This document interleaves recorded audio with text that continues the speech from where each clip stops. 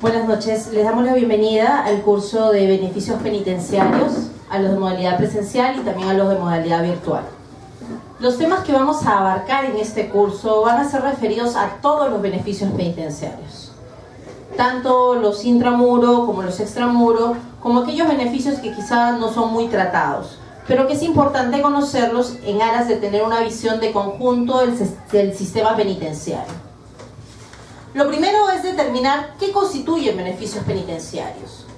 Y estos van a ser mecanismos que promueven la resocialización del privado de libertad a través de su participación en actividades laborales, educativas, en los servicios psicológicos, legales, sociales que ofrece la administración penitenciaria, así como también a través de actividades que los propios internos implementen para tal fin.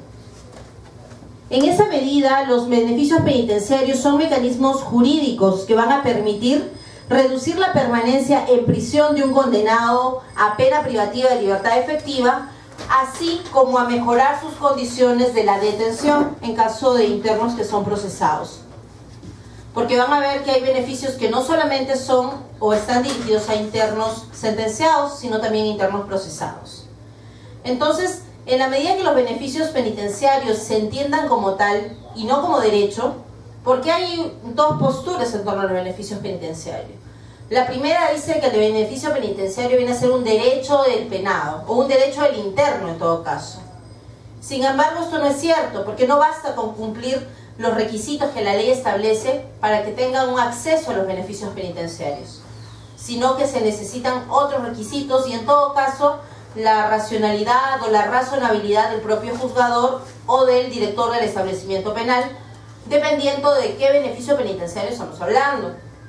Entonces no se puede hablar de derecho del penado, sino se habla precisamente de beneficio porque constituyen incentivos para el interno.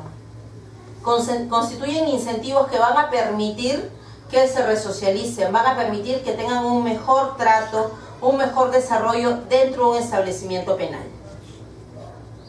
Van a contribuir también los beneficios penitenciarios de manera importante a mantener la gobernabilidad de los establecimientos penitenciarios, porque al promover la participación del interno en actividades terapéuticas, laborales, educativas, se generan espacios de producción, capacitación y de distensión del interno, que en la vida cotidiana de una prisión se traduce en la reducción de violencia interna, así como en mayores niveles de convivencia ordenada y pacífica. Porque vamos a darnos cuenta que, por ejemplo, cuando se le da el beneficio de redimir pena o redimir pena por trabajo, por educación, el mismo interno, al darle esa oportunidad de no estar en horas muertas, de desarrollar una actividad productiva o de aprender algo, su actitud o su actividad hacia afuera, hacia el delito que cometió, va a cambiar. Se habla de una crisis de las 3R, rehabilitación, reeducación, reinserción, no funciona, y tenemos unos penales terribles. Es cierto, es muy cierto, porque no contamos con muchos fondos, no contamos con la cantidad de profesionales que se querría. Por ejemplo, en el establecimiento penal de Pucallpa, en el cual yo laboré, en el área legal, había una cantidad de internos de 1.800 internos, era la población. El penal era para 500. Sin embargo, a pesar de triplicar su capacidad como penal, contaba, hasta antes que llegásemos una nueva promoción de INPE, que se integró el año pasado con 300 profesionales de todas las áreas, legal, social, educación, etc., contaban solo con un abogado en el área legal, para 1.800 internos. Contaban con solo un psicólogo, cuando el delito de mayor incidencia, por ejemplo, es el delito de violación sexual, que requiere, por la misma característica del delito, que se aplique un tratamiento terapéutico psicológico importante. Y es más, para acceder a beneficio requiere un informe previo, el cual en la práctica no se daba. Y simplemente bastaba que llenaban sus fichas y no había mayor tratamiento, ni individual ni grupal. Entonces, también va por un tema de necesidades que tiene la misma institución penitenciaria. Felizmente esto poco a poco va cambiando. Y va cambiando porque se dan cuenta que realmente el derecho penal como tal siempre va a llegar tarde. El derecho penal no puede, difícilmente evita delitos, pero teniendo condiciones adecuadas en un establecimiento penal, privilegiando que solo los delitos graves pasen una pena adentro. Hay delitos que no, por merecimiento de pena o por necesidad, no vale la pena que estén en prisión 5 meses, 1 año, que más que resocializar, desocializa a la gente. Entonces, poco a poco y con el tratamiento continuo de todo el órgano de tratamiento, que viene a ser tanto el abogado, el psicólogo, el trabajador social, los educadores, con todo ese conjunto de profesionales y con personal adecuado también en lo que es tema de seguridad, se puede llegar a hacer algo bueno. Entonces, la lógica de los beneficios penitenciarios no solamente va dirigida a un tema de voy a egresar antes del penal, sino también va dirigido a lograr una mejor armonía dentro del establecimiento penal. Cuando yo llegué al penal, la primera palabra que aprendí dentro de la jerga canera fue al paro, ¿no? Yo tengo pena al paro, doctora, me decían. Al paro, decía, ¿esto qué significa, no? Significa que no tiene beneficios, que van a cumplir íntegramente su condena. Entonces, poco a poco, y ahí se nota la diferencia entre un interno que está al paro y un interno que no lo está. Porque el interno que no tiene beneficios es un interno que no trabaja, es un interno que no estudia, es un interno que no participa en actividades de social, de legal, de psicología, no le interesa. ¿Para qué? Dicen. Entonces ahí se dan cuenta, realmente es un incentivo que se les da a ellos. Por más que tengan un beneficio, aunque sea mínimo, ellos se esfuerzan. ¿Qué también ha traído esta nueva lógica de represión que no solamente se traduce en penas altas, que ya no podemos subirlas más, porque la vida de una persona no es tan larga? ¿Qué hace el legislador ahora? Restringe beneficios. Ya que no puedo subir más las penas porque ya están altísimas, restringo beneficios. En la mayoría de delitos, ¿no? Como son delitos patrimoniales, delito de tráfico ilícito de drogas y delito contra la libertad sexual, son los 3 delitos de más incidencia en todo el Perú. Los otros delitos tienen baja incidencia, pero estos 3 delitos son los delitos que hacen que las cárceles estén llenas y se les ha restringido y hasta eliminado los beneficios penitenciarios. Y se crea dentro de esta eliminación no solamente un tema de hacinamiento carcelario, porque no van a salir hasta que cumplan sus condenas, que son muy altas, sino también un foco que genera motines, que genera problemas dentro del establecimiento penal. Porque si estas personas, bajo su lógica de que ellos dicen, si yo voy a salir recién cuando cumpla íntegramente mi condena, ¿de qué me sirve portarme bien? Seguir, por ejemplo, la disciplina dentro del establecimiento penal. ¿De qué me sirve ir a trabajar si aunque el código me dice que me tienen que pagar por lo que yo realice dentro del trabajo, a mí no me pagan nada? Al contrario, yo pago para inscribirme al trabajo. ¿Para qué voy a estudiar? Si mejor acá yo sigo pues cometiendo delitos dentro del penal, sigo generando tráfico de drogas dentro del penal, porque son realidades que se dan. Entonces es importante conocer la lógica de los beneficios penitenciarios, y es una lógica que no solamente es importante que lo conozcamos nosotros como abogados, sino toda la población, y se concienticen que es importante su existencia. Porque a veces dicen, claro, entran al penal, ¿no? Le dan 10 años, ahí los periodistas salen en la tele, ¿no? Ellos sacan su cuenta, 1/3, 1/4, bajarían 3 años. Ellos ya hicieron su cuenta. Y lo que hacen es, el mensaje que lanzan a la población es, no sirven que existen beneficios penitenciarios. No vale. Y ese mensaje traducido en el legislador lleva a restricción o eliminación de beneficios. Porque recuerden que los beneficios no son automáticos. Entonces, esa lógica deberían conocerla bien, que a la medida que no son automáticos, caso por caso se va a evaluar. Caso por caso va a determinar el juez, en el caso de las medidas que importan una excarcelación, o el director del establecimiento penal. Y muchas veces el director de un establecimiento penal es un agente penitenciario, no es necesariamente un profesional. Entonces, es importante que también se capacite a nivel de instituto penitenciario, que tienen ellos el CENEP, que es el instituto en el cual se capacita todo el personal del INPE, incluso se internan por más de un mes, para que sepan que es una realidad penitenciaria, y llevan pasantías dentro de los penales.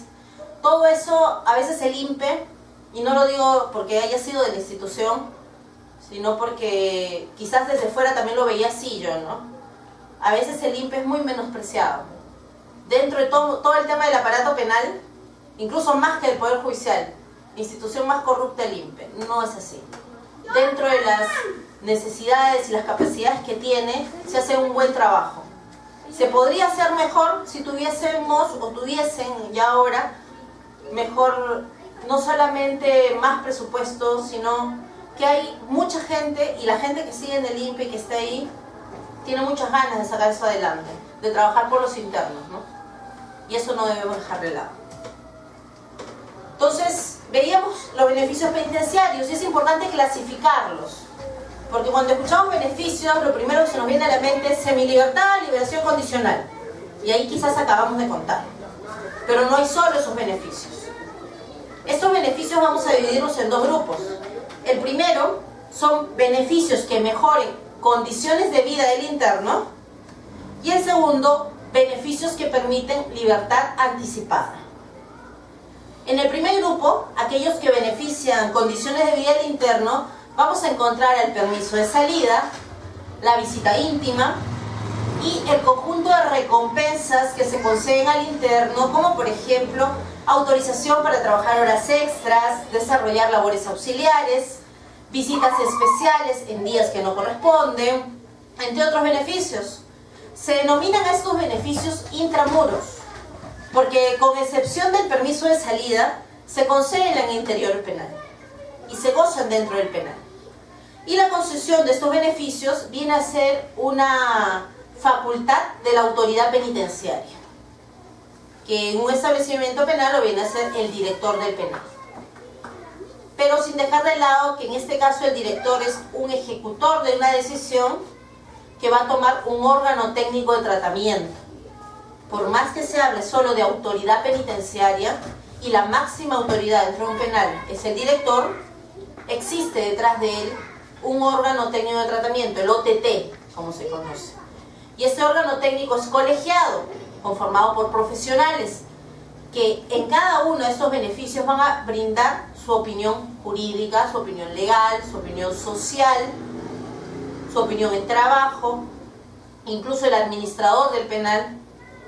Entonces, el secretario del Consejo Técnico, todos ellos participan para que la decisión que se tome no sea una decisión arbitraria, sino una decisión fundamentada.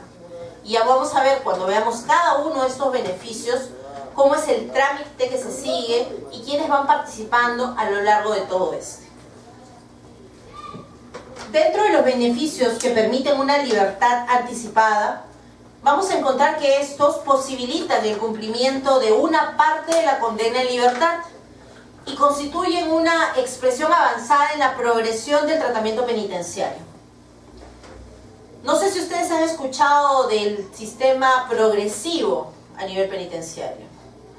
Este sistema progresivo implica 3 etapas, que son progresivas, que se va avanzando. La primera etapa es la clasificación. Una vez que llega un interno a un penal, se le clasifica en determinado pabellón. No van a un solo grupo. Se supone que, por ejemplo, los primarios tienen que estar separados de los que son reincidentes, los jóvenes de los adultos, de hombres de mujeres, eso sí por lo menos eso sí se cumple, ¿no? Y así se tiene que separar. ¿Para qué? Para que no se contaminen los mismos internos. Y hay una separación. Y a esa separación se llama clasificación. Y la clasificación está guiada por criterios determinados por la Junta de Clasificación.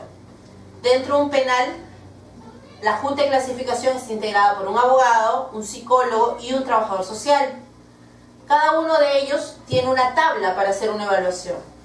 En esa tabla tiene puntajes del 1 al 7, en algunos casos, o en otros del 1 al 5, para determinar cuál es el grado de menor peligrosidad o mayor peligrosidad, o también mediana peligrosidad. Son 3 grados. Y después de esos 3 grados viene ya el que es de difícil readaptación, que son los que van a cárceles de máxima seguridad, tipo Piedras Gordas o Yanamayo.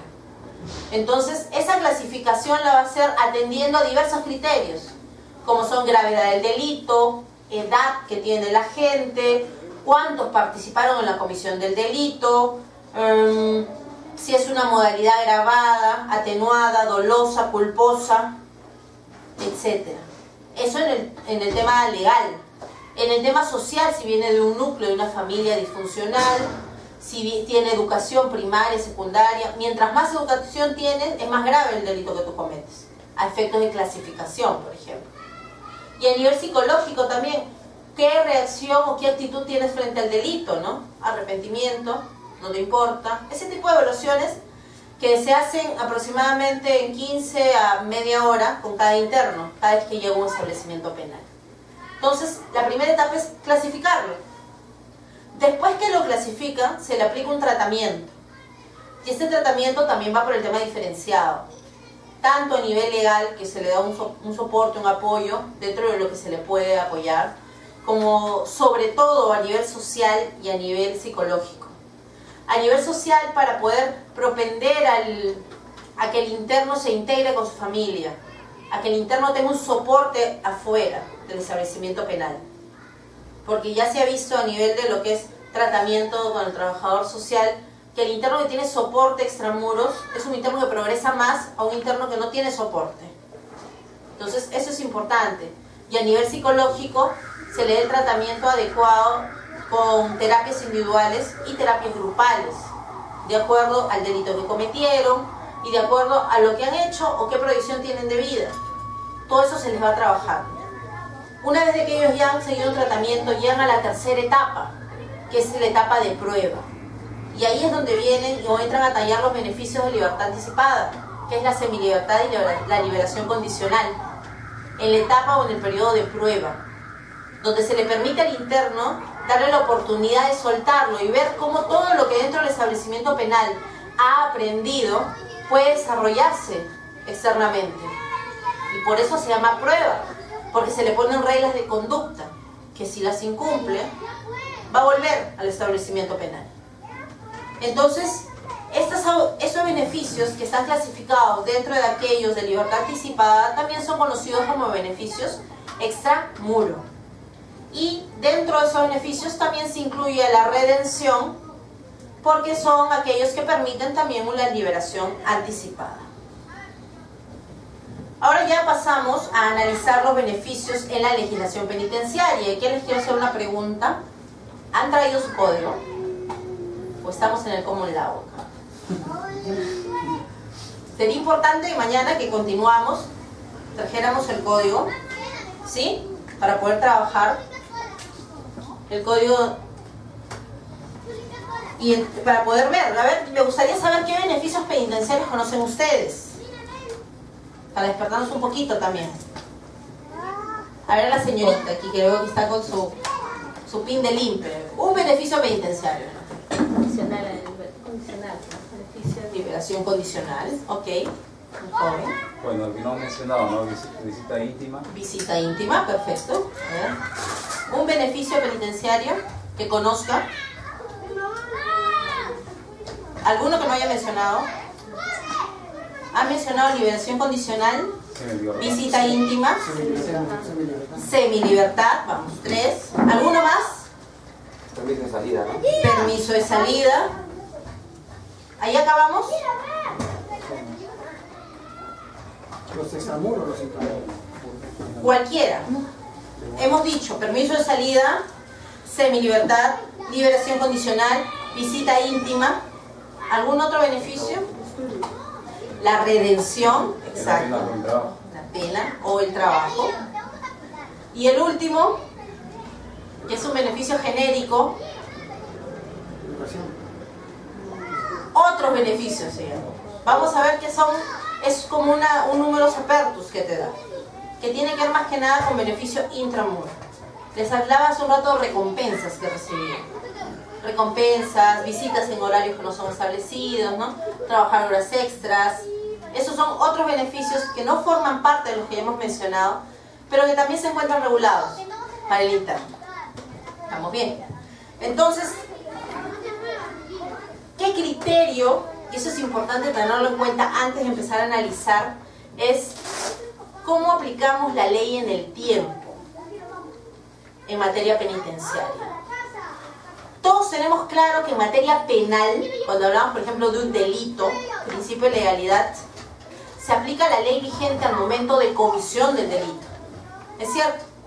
Comete un delito, la ley que te aplico es la que está vigente, salvo que la posterior sea más favorable. Solo en ese caso. ¿Será igual en beneficios penitenciarios? ¿Será que si, por ejemplo, Juan Pérez comete un delito en el 2009 y en ese tiempo el delito que él comete tenía beneficio penitenciario en semilibertad al tercio de condena, pero recién pide el beneficio Juan Pérez en el 2013, porque ahí recién llega al tercio de pena, pero en el 2013, antes de que pida, sale una ley que dice que está prohibido el beneficio penitenciario para los que cometan ese delito? Juan Pérez podrá acceder al beneficio penitenciario porque cuando cometió el delito tenía derecho al beneficio. ¿Por qué? Definitivamente no, porque los beneficios penitenciarios no se pueden aplicar en el tiempo que solamente en la ley penal. Usted ha dicho bien claro, los beneficios penitenciarios se aplican a la ley vigente porque es un procedimiento administrativo. El Tribunal Constitucional tuvo oportunidad de pronunciarse y ya se ha pronunciado en numerosas sentencias en torno a ese tema. Y hace la diferenciación de ley penal material y ley procesal. Y dentro de la procesal integra la penitenciaria. No le da mucha autonomía, pero lo integra. Y en esa medida, la ley aplicable es la ley vigente al momento de solicitud del permiso. Y acá viene otro interrogante, porque dicen, ya, es la que está vigente cuando solicito, pero es la que cuando solicito a nivel administrativo, porque yo inicio el trámite en el penal, o cuando se manda mi cuadernillo al juzgado. Acá no hay un pronunciamiento uniforme. Acá el Tribunal Constitucional todavía no se ha pronunciado. Sí existe un pronunciamiento doctora. No como vinculante. Como vinculante. Dice, hay dos temas. Uno, en el momento en que se presenta el beneficio penitenciario a nivel de trámite administrativo, que es el INPE, y otro, que a nivel cuando se ingresa al Poder Judicial para su decisión. Clarísimo. En ambos casos a nosotros nos ha ocurrido un tema, ¿no? En el caso que he visto. En el mes de agosto salió una norma, ¿no? Sobre un beneficio penitenciario. Después, en el mes de diciembre sale otra norma. Yo presenté mi beneficio penitenciario cuando estaba vigente una norma en el mes de agosto. La presenté administrativamente. Así es. Obviamente que eso acogía lo que estaba legal, lo que estaba presentando. Pero al momento de presentar juzgado, ya había otra ley. Por tanto, no sirve el beneficio penitenciario que invoqué al momento de la vigencia del otro y al momento de ingresar al despacho juez. Nos encantaría que ese acuerdo vinculante del Tribunal Constitucional que menciona nos podría sí, compartir. Sí, los tengo, no sé porque si hay acuerdos del Tribunal Constitucional que no son vinculantes, que es cierto, pronuncian una postura y analizan el tema, ¿no? ¿Cuál vale? ¿A nivel administrativo o a nivel judicial? A nivel judicial por un tema jurisdiccional, dice. Sin embargo, hay posiciones también y se han concedido beneficios, por lo menos en juzgados que he tenido oportunidad de conocer, cuando se ha tomado en cuenta el trámite administrativo de inicio del pedido. Y ahí cuando veamos cómo se forma un cuadernillo, vamos a ver que el cuadernillo tiene ciertos requisitos y basta quizás, va a bastar para decir que inicié mi trámite cuando presento una hoja simple con la solicito beneficio, o tengo que adjuntar los requisitos mínimos, cuando menos. certificado de condena. Certificado, copia de la sentencia, etc. Ya vamos a llegar a ese tema, donde hacemos cada beneficio. Entonces, queda claro que la ley penal, o la ley penitenciaria en este caso, en el tiempo se aplica a la ley vigente cuando solicito el beneficio, no cuando cometo el delito. Hay una postura de la Corte Suprema que habla acerca de que la ley vigente o la ley aplicable, y es confusa esta postura de la Corte Suprema, porque te da una postura y te dice que es vinculante, en virtud del 116 de la Ley Orgánica del Poder Judicial, pero después te dice, asumimos la postura del Tribunal Constitucional. Primero te dice, La ley que se aplica es la que va a estar vigente cuando la condena se empieza a ejecutar. Cometo el delito 10 de diciembre del 2010. La condena firme recién la tenemos en el 2012, imagínense. Pero la ley cambia en el 2013. Según este acuerdo plenario, ¿cuál deberé aplicar? Tribunal Constitucional, porque incluso este acuerdo plenario, por más que habla de incumplimiento de la condena, por más que menciona eso, termina decantándose por la posición del Tribunal Constitucional. Siendo ya que ese párrafo que se toma para hablar acerca del cumplimiento de la condena y sentencia firme, pierde sentido, porque no va a coincidir. Habrán casos en que coincide, que la ley aplicable sea la que se invoque al momento de que la condena queda firme, pero habrá casos en que no. Entonces, aquí vamos a ver que la posición del Tribunal Constitucional es la que prevalece. Otra característica es, ¿qué sucede si es que así, a priori, uno sabe que un delito no tiene acceso a beneficio penitenciario alguno? ¿Podrá el interno, por derecho de petición, solicitar que se le arme el cuadernillo, que el cuadernillo vaya al Poder Judicial, que en el Poder Judicial remitan al Ministerio Público, citen audiencia, cuando ya se sabe que es improcedente? Por ejemplo, un interno de terrorismo, digamos, ¿no?, que tiene prohibición de acceso a beneficios penitenciarios.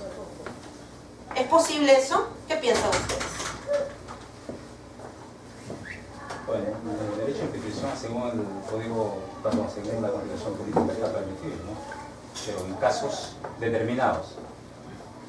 El derecho de petición, cuando existe una norma específica, norma especial que prohíbe, sería, en mi opinión, innecesario estar armando ciudadanos, porque finalmente se va a determinar si eso no procede. Improcedente. Así es. La misma autoridad penitenciaria o administrativa puede ir evaluando e invocando la norma específica de negarlo. Esa es la posición que ha asumido la administración penitenciaria. Porque antes se amparaba en el derecho de petición, que si es un derecho a nivel constitucional que yo tengo, de pedir y que me den una opinión razonada y fundamentada. Es cierto, se le da, pero se le da a la misma autoridad penitenciaria. No se hace que se pierda recursos, se pierda tiempo en todo un procedimiento que finalmente no va a proceder. Porque si ya a nivel legal se encuentra prohibido el acceso a esos beneficios, no se le debe tramitar. Antes sí se hacía por derecho de petición y eso se amparaba, pero ahora ya no. Entonces vamos a proceder a analizar el primer beneficio. Y el primero es el permiso de salida. ¿Qué saben del permiso de salida ustedes? ¿Alguna idea, noción? Sí. Que un interno puede, con autorización del director del penal, salir para atender asuntos familiares, de trabajo para su libertad o por muerte de sus familiares más cercanos, ¿no? Padre, hijo, esposa. En efecto, el permiso de salida permite un egreso temporal del interno. Y está la trascendencia de este permiso de salida que incluso, atendiendo a circunstancias extraordinarias, y aun cuando el interno esté sancionado con falta grave, que implica por ejemplo un aislamiento, aún en esa situación se le puede permitir el egreso del establecimiento penal. Por diversas circunstancias. Por ejemplo, y eso está taxativamente, la ley establece, que se concede en los siguientes casos. Enfermedad grave, debidamente comprobada, con certificación médica oficial, o muerte del cónyuge, concubino, padres, hijos, hermanos del interno. También en el caso de nacimiento de hijos del interno. Otro supuesto es que realicen gestiones personales de carácter extraordinario que demanden la presencia del interno en el lugar de gestión. En este supuesto, los anteriores quedan claros: enfermedad, muerte, nacimiento. En este tercer supuesto se pone el ejemplo de aquel interno que tiene que, por ejemplo, hacer un cobro, algo de su pensión, tramitar un poder en una notaría. ¿Perdón? Venta de un inmueble también puede salir así, ¿no? Lo que pasa es que en ese caso, por ejemplo, el notario podría ir. El caso es tiene que ser muy excepcional. Y ahorita vamos a ver que en la práctica, permiso de salida no le haga a nadie casi. Salvo a Crucía, creo. Él sí te llama, pero no. Y el cuarto supuesto es para realizar gestiones para la obtención de trabajo y alojamiento ante la proximidad de su liberación. Y esta proximidad de su liberación tiene que ver con un cumplimiento efectivo de la condena. No con que ya tengo mi audiencia en semilibertad la otra semana, entonces me den permiso de salida porque yo estoy seguro que me van a dar la semilibertad, ¿no? Entonces para ver mi trabajo, dónde me voy a alojar. No. Puedo pedirlo si es que la liberación tiene que ver con ya cumplimiento efectivo de la pena, con pena cumplida, no con que voy a egresar con un beneficio penitenciario. Y les decía que este beneficio penitenciario es en la práctica no se otorga. ¿Por qué? Porque en principio para que un interno salga se tiene que otorgarle seguridad. Genera gastos. Y es muy peligroso porque sale y ya no regresa. ¿Y qué ha pasado? Dice, entonces, ¿qué paliativo le han dado? Porque algún paliativo tienen que encontrar para esas personas, el caso de muerte, fallecimiento, ¿no? Nacimiento, grave enfermedad de sus familiares más cercanos. Y el paliativo que han encontrado es que, por ejemplo, en el penal El Milagro, en el penal de Pucallpa también, Milagro en Trujillo, aquí también ha pasado, cuando fallece un familiar, en vez de que el interno salga, el muerto entra. Ingresa, para que ahí lo pueda velar un rato, se pueda despedir, ¿no? Y es lo que se hace. Porque realmente un director de penal, porque es quien lo otorga, no se va a arriesgar a firmar un permiso de salida. Porque si se fuga, quien cae es el director. Además de los simples que lo han estado resguardando, ¿no? Porque hay un tema de resguardo, hay un tema de plan de seguridad. Y la denegatoria siempre va por ese lado. En las resoluciones directorales de denegatoria sale, ¿no?, que no hay los agentes penitenciarios suficientes para poder otorgar la seguridad para que el interno egrese. No es que no se den los presupuestos, es cierto, estás acreditando que tu cónyuge está enferma gravemente, o estás acreditando que tu hijo nació, pero lamentablemente no se cuenta con el personal suficiente para que puedan acompañarte a este tipo de actividades. Entonces vemos que en la práctica este beneficio penitenciario solo está en el código. Hasta ahora yo no he conocido de alguien que haya salido con permiso de salida y que haya vuelto, ¿no? Entonces, pero aún así es bueno conocer el trámite. Quién sabe, alguno de ustedes nos da la sorpresa y si consiguen que su interno salga, pero que regrese también, porque si lo hacen regresar van a conseguir que se sigan dando los permisos de salida. En el caso de Fujimori no tiene permiso cuando se casó su hija. Se casó en el penal. Y ahí va el tema, por eso le decía el paliativo, ¿no? No te dejamos salir, pero te dejamos que ingresen. El caso Crucía salió para que se vaya a ver al médico. Cuando salió con su llave. Ajá. No, en ese caso el permiso de salida no es cuando se trata de modo personal que uno es enfermo. Es un tema de salud que sí puede egresar. No con permiso de salida. Permiso de salida si está enfermo tu familiar. Cuando uno mismo está enfermo no sale con permiso de salida, sino sale por razones de salud. Que no es el único caso de personas que salen por salud. El mismo Fujimori sale en cada momento cuando va a verse sus temas en el INEM, ¿no? A verse sus tumores, las cosas que va teniendo. Entonces, eso no tiene que ver con permiso de salida. Tiene que ver con los derechos que tiene como interno a la salud. Y porque un establecimiento penal no tiene los medios adecuados o conformes para que pueda llevarse a cabo un tratamiento bueno, ¿no? Tienen un tópico, pero no tienen médicos especializados. Entonces, en aras de la salud, el interno puede salir. Y ahí también sale pues con resguardo, sale con todas esas cuestiones. Entonces, el trámite del beneficio de salida es que la solicitud se va a presentar al director del establecimiento penal. En esta solicitud se tienen que explicar las razones por las cuales solicita el beneficio y, de ser posible, los documentos que acrediten el dicho. Por ejemplo, en el caso de nacimiento del hijo, ¿qué presentaríamos?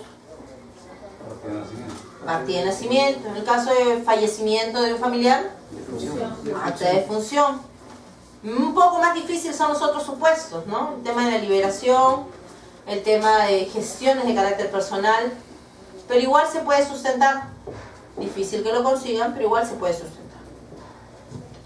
Este director del penal, ¿qué va a hacer? Dependiendo de la naturaleza o la urgencia de la causal invocada, puede concederlo de manera inmediata o disponer que el área de trabajo social del penal verifique la información. Porque pongámonos en el supuesto de la persona que se enteró que su familiar falleció, pero no tiene posibilidad de acceder o a adjuntar una prueba de ello, porque su familia no lo va a visitar, sino que se enteró por un vecino que los vino a visitar. Entonces, igual puede presentar su solicitud y el área de trabajo social, esa es su finalidad, ir a comprobar y verificar que esta información sea confiable. O aún incluso cuando presente la documentación, es necesario verificar. Porque acuérdense que las partidas, las actas, bien facilitas son de falsificar. Entonces, es importante, para eso está trabajo social, de que verifique todas estas afirmaciones y estos documentos. Pero eso tiene que ver sobre todo con el tema de la urgencia, ¿no? Porque a veces se pide el permiso por enfermedad grave y demoran tanto en resolver que ya al final el permiso va a tener que salir por muerte, ¿no? No por la enfermedad grave, por el tema de la demora. Si el director del establecimiento penal concede el beneficio, va a tener que comunicar, en el caso de que se trate de una persona sentenciada o en el caso de que se trate procesado, al Ministerio Público en un caso y al juez en el otro. Tiene que comunicarlo porque ese es el deber que tiene, y además tiene que adoptar todas las medidas de seguridad bajo responsabilidad. El interno a quien se le deniegue ese beneficio tiene posibilidad de impugnar, y en cuyo caso va a resolver el director regional correspondiente. A nivel del Perú, los establecimientos penales están divididos por regiones. Tenemos región Lima, región Tumbes, región Ica, tenemos diversas regiones. Región Ica, por ejemplo, comprende también Cañete, el penal de Cañete, ¿no? Entonces, no comprende Cañete. Las regiones, Lima abarca hasta allá, Huaraz, Chimbote y Ica, no es una región, es una sola región. Un establecimiento penitenciario que pertenece a la región. Entonces, el director regional es el que va a decidir en segunda instancia la concesión de beneficios. A este interno se le van a también poner ciertas reglas que cumplir, porque el plazo máximo que pueden ingresar a un establecimiento penal con permiso de salida son 72 horas. Sin embargo, estas 72 horas se toman como plazo máximo, que no necesariamente en todos los casos se le va a dar todos estos días al interno, sino que se va a poner, por ejemplo, se le puede disponer que solamente sea un permiso de 24 horas, porque es cercano al lugar, por se trata de un entierro. Y en el caso que agreda al personal de seguridad o que intente fugarse, va a ser pasible de una sanción, la sanción que corresponda. Entonces, este beneficio, el menos conocido, el nunca concedido, igual lo tenemos. El siguiente beneficio que vamos a analizar es el beneficio de la visita íntima. Y este es uno de los beneficios más pedidos dentro de un establecimiento penal. Más pedido. Por ejemplo, en Santa Mónica tienen su adonisterio ellas. No tienen venusterio, ahora son chicas, ¿no? Tienen el adonisterio. No sé si ustedes vieron un reportaje que salió hace muchos años ya. Me llamó a mí mucho la atención. No digo que por eso haya querido ser interna ahí, ¿no? Pero me llamó mucho la atención de que tuviesen su adonisterio, en el cual las camas eran camas de agua, tenían su tubo, ducha española, ¿verdad? Y no era muy concurrido ese adonisterio por el tema de que se exigía que sean casados o convivientes, pero acreditando, ¿no? Y más no podía acreditar yo con una constatación notarial la convivencia, sino por ejemplo que tuviesen hijos, ¿no? Ya vamos a ver ahorita cómo acreditamos convivencia. Y por eso no era muy concurrido. Pero esta situación que les hablo del adonisterio en Santa Mónica y venusterio en algún otro establecimiento penal es una situación excepcional, porque en la práctica la visita íntima se realiza dentro de cada celda. Ponen su sábana o su frazada y así se dan ellos su intimidad y se turnan, ¿no?, con el compañero de celda. El día de visita, en la mañana te toca a ti, en la tarde me toca a mí. Entonces se ponen de acuerdo ellos.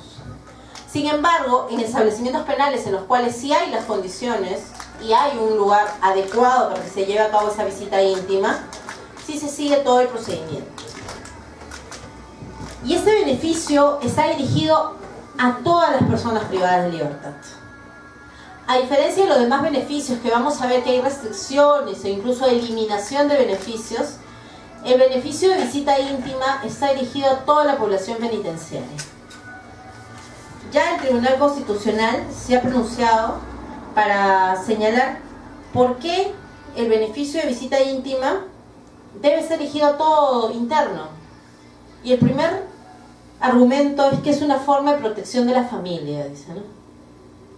Una vez que un interno entra a un establecimiento penal, el núcleo familiar se rompe. Y yo, al negarle una visita íntima, contribuyo a ese rompimiento. Porque no hay nada que te una más que una visita íntima, dice el Tribunal Constitucional. El segundo argumento es que la visita íntima es la manifestación del derecho al libre desarrollo de la personalidad. El poder mantener una visita íntima con tu pareja va a permitir que haya un desarrollo sano de tu sexualidad. Y va a evitar otro tipo de conductas dentro del establecimiento penal. Que no solamente, y lo primero que quizás se le venía a la mente, la homosexualidad a todos, ¿no? Que es muy claro. Hay la mayoría de internos se vuelven homosexuales por el tiempo que están presos. No siéndolo fuera, pero sí dentro. Sino por el tema de que las violaciones, porque finalmente la homosexualidad viene a ser consentida, ¿no? Pero las violaciones que se dan, entonces dice el Tribunal Constitucional analiza todos esos puntos. Y el tercer punto que sí tocó el Tribunal Constitucional en una sentencia, la 1575/2007, es el caso de parejas homosexuales. También tienen derecho a visita íntima, ¿no? Así como la esposa, como la conviviente. Y acá, en este punto, el tribunal sí dio una posición de avanzada, ¿no? En el sentido de no restringir la visita íntima por razones de sexo. Dice, ya sea homosexual o heterosexual la relación, se le tiene que dar ese beneficio de visita íntima. Siempre y cuando cumpla con todos los requisitos que se le piden en todos los casos. Entonces, la administración penitenciaria es la encargada de calificar la relación de convivencia entre el interno o interna y su pareja. Que no siendo casados, por ejemplo, porque los que son casados pueden acreditar fácilmente el vínculo para la visita íntima. Acta de matrimonio, acreditado. Pero aquellos convivientes, la administración penitenciaria, ahí viene a tallar nuevamente el área de trabajo social, que va a comprobar este hecho. Va a comprobar, por ejemplo, que cada 6 meses no esté cambiando de conviviente, ¿no? Porque sucede a veces que quieren inscribir a diversas personas para que ingresen a visita íntima. Porque en visita íntima se permite, por ejemplo, en el penal que yo estuve trabajando, que sean los días viernes. Y los días viernes no hay visita común. Visitas son miércoles, sábado y domingo, ¿no? Miércoles, sábado mujeres y domingo hombres. Entonces, los viernes, por ejemplo, se daban estas visitas íntimas, se les permitía. Y a veces ellos querían, pues, que entre más gente, que entren otras personas. Entonces, ahí está la administración penitenciaria para que pueda evaluar bien qué relación existe. ¿Cuáles son los requisitos? Primero, al tratarse de un beneficio penitenciario concedido por la administración penitenciaria, la solicitud tiene que estar dirigido al director del penal. Ahí se va a adjuntar copia simple de partida de matrimonio civil, religioso o cualquier otro documento que acredite la convivencia. Por ejemplo, la partida de nacimiento de los hijos, boletas de compra a veces de bienes en común que puedan tener, por ejemplo como pareja, fotos de convivencia que hayan tenido anterior con sus hijos, con la pareja. Todos esos datos son importantes y son evaluados. Y además tienen no solo que ser evaluados, así en papel. Porque el trámite que se pone en el Código de Ejecución Penal y en el reglamento del Código es un trámite que se ve como que yo presento mi solicitud, se evalúa la solicitud, los papeles y concedo o no concedo. Pero el trámite no es así tan simple, porque se necesita que pase, por ejemplo, por el tópico, por área de salud, para que verifique que no tenga ninguna enfermedad de transmisión sexual. Porque no es el caso, pues que va a llegar al penal y va a... Ojo, no se le puede obligar al interno a que siga un método anticonceptivo, ni al interno ni a la interna. Hay muchos bebés que se procrean en el interior del penal, ¿no? No solamente vienen embarazadas de fuera, también desde dentro. Hay muchos internos que siguen teniendo sus hijos, ¿no? Con sus parejas. Entonces no se les puede exigir, se les aconseja, se les da capacitación, se les explica. Más allá de eso no se puede hacer. Entonces el informe médico es importante y este informe médico se tiene que renovar cada 6 meses. El interno que no renueva, se le corta el acceso a la visita íntima. Y este informe médico no solamente tiene que ser realizado al interno, sino también a la pareja.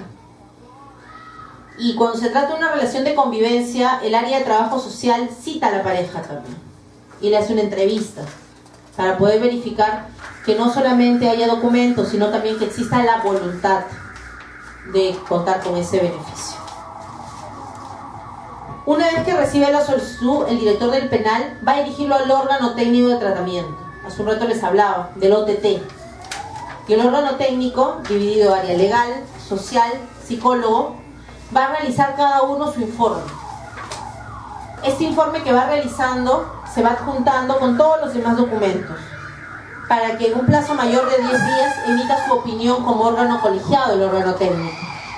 Y sobre la base de dicha opinión va a resolver la petición. También se verifica que no tenga sanciones disciplinarias para poderle conceder el beneficio. Que las sanciones que se le puedan imponer, que tengan impuestas, si es que tiene sanción, por ejemplo el área legal opina por la improcedencia. Otro motivo por el cual el área legal opina por la improcedencia es cuando tiene menos de 3 meses de reclusión.